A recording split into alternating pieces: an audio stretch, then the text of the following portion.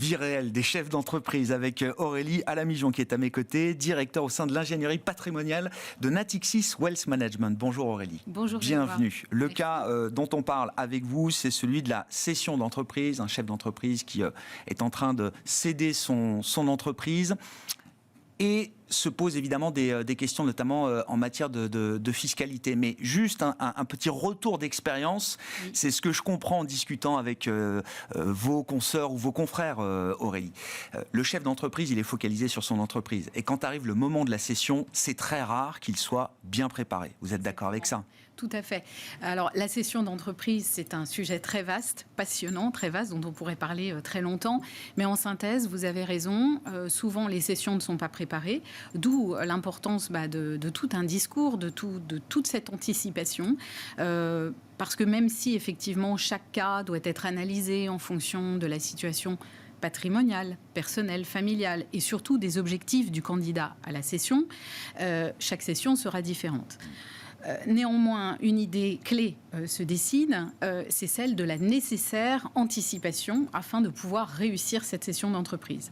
Anticiper, ça veut dire quoi ? Ça veut dire que déjà, le plus en amont possible, il faut essayer de se projeter, surtout si on a une intention de céder à moyen, long terme, de se dire, si je viens à céder mon entreprise, alors déjà, petite précision, excusez-moi, cession, là, on va l'entendre au sens de la vente de l'entreprise, parce que cession, on aurait pu aussi entendre transmission à titre gratuit, oui. Par voie de donation de l'entreprise, qui aurait pu faire appel à d'autres dispositifs, comme par exemple le dispositif du trade, qui est bien connu. Là, pour la vente, effectivement, il va falloir en amont se positionner, de se dire qu'est-ce que je vais faire au moment de la cession, juste après. Est-ce que j'entends, par exemple, profiter de cette occasion, de cet événement majeur pour pouvoir transmettre une quotité de mon patrimoine et plus précisément des titres avant la vente au profit de mes enfants ? Est-ce que j'entends, dès après la cession, déployer une nouvelle activité, une activité entrepreneuriale ? Quel sera évidemment le poids de la fiscalité qui va grever cette cession, qui va frapper la plus-value, donc le gain matérialisé. Et puis d'autres questions juridiques aussi qui vont être autour de cette question. Mais ce sont bien les objectifs de vie qui guident la stratégie patrimoniale. Oui, les objectifs et la situation. Oui. C'est tout à fait ça. Et vraiment l'anticiper parce qu'une fois la cession passée, certaines opérations qui doivent nécessairement être faites sont plus possibles. Avant le transfert de propriété ne seront plus possibles, ce sera trop tard. Voilà. Si on se place dans le cas concret, comme vous l'avez dit, d'une vente de l'entreprise réalisée par le chef d'entreprise qui ambitionne de rester actif, qui n'est pas tout de suite prêt à prendre sa retraite. Quelle stratégie patrimoniale est-ce qu'on peut avoir ? Comment est-ce qu'on peut mettre en place certaines choses ? Et puis vient ensuite, bien sûr, la question de la fiscalité. Comment s'en sortir avec la meilleure fiscalité possible ? Oui, autant que possible. Alors, bien qu'effectivement, comme je le disais, chaque situation doit faire l'objet d'un examen particulier. Ce qui est fréquemment effectué, c'est le fait pour un dirigeant donc dans ce contexte-là qui entend redéployer dès après la cession une activité entrepreneuriale, c'est le fait de faire apport d'une quotité de titres de sa société à une structure soumise à l'impôt sur les sociétés avant la vente, laquelle en fait société, on parle souvent de société holding, se chargera de vendre les titres reçus ultérieurement dans un second temps. Alors cette opération, finalement, est intéressante parce que la chronologie inverse aurait pu être retenue. C'est-à-dire que le dirigeant aurait pu céder son entreprise et apporter les liquidités nettes à une structure soumise à l'IS, net de l'impôt sur la plus-value. En fait, en intervertissant la chronologie de ces opérations, ça va avoir deux vertus. La première, c'est que cette opération d'apport va au niveau de la société holding des titres revaloriser le prix de revient dans son bilan, de sorte que si la société holding vend pour un prix proche de la valeur d'apport... On amoindrit la plus-value d'une certaine manière. Voilà, le frottement fiscal en termes d'impôt sur les sociétés sera plutôt limité. Et au niveau de la personne physique qui apporte les titres, alors normalement, l'apport est considéré comme une cession, comme une vente qui devrait entraîner la taxation de la plus-value d'apport constatée au moment de cet échange. Mais dans la mesure où il ne récupère pas en contrepartie de son apport de titres des liquidités, mais des titres de la société holding, eh bien, il va bénéficier d'un report d'imposition. Alors, ce report d'imposition, attention, il va falloir le pérenniser. C'est-à-dire que si la société holding vend dans les 3 ans de l'apport les titres de la structure opérationnelle qu'elle aura reçue, normalement, le report d'imposition au niveau de l'associé personne physique de la holding expire, à moins que la société holding ne remploie 60% au moins du produit de la vente dans les 2 ans de la vente dans une activité éligible, une activité industrielle ou commerciale, dans des prises de participation, etc., du private equity. Mais ça aussi, ça se prépare le remploi. Enfin, ce sera une autre émission. Il faudrait faire une autre émission. Mais là aussi, il y a 2 ans, effectivement, comme vous dites, pour réinvestir. C'est assez court. Et voilà, il faut y penser un peu avant aussi, d'une certaine manière, si on opte pour ce genre de stratégie. Voilà, et calibrer surtout ce que l'on apporte avec ce que l'on va remployer en termes de volumétrie. Donc ça, c'est très important. Et donc, voilà, pour pouvoir pérenniser, encore une fois, le report d'imposition au niveau de la personne physique.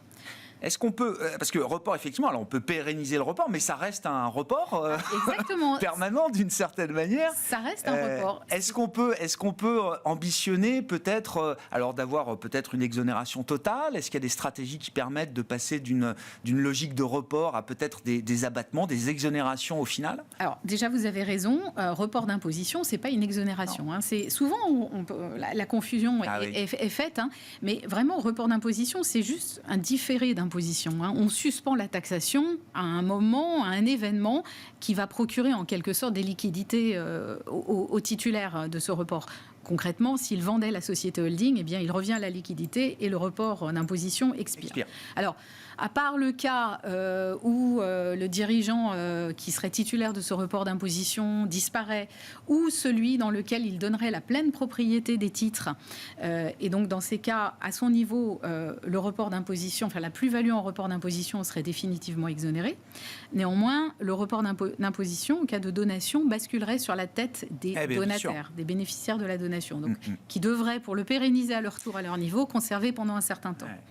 Alors, pour répondre à votre question sur la question des abattements, il existe, lorsque l'on cède effectivement des titres, des droits sociaux, des abattements pour durée de détention. En fait, la plus-value qui va être calculée par différence entre le prix de vente et le prix de revient des titres sera soumise à l'impôt global sur le revenu. Quand je dis impôt global sur le revenu, en fait, ça englobe l'impôt sur le revenu à proprement parler, mais également les prélèvements sociaux, CSG, CRDS, plus la contribution exceptionnelle sur les hauts revenus, à partir d'un certain niveau de patrimoine.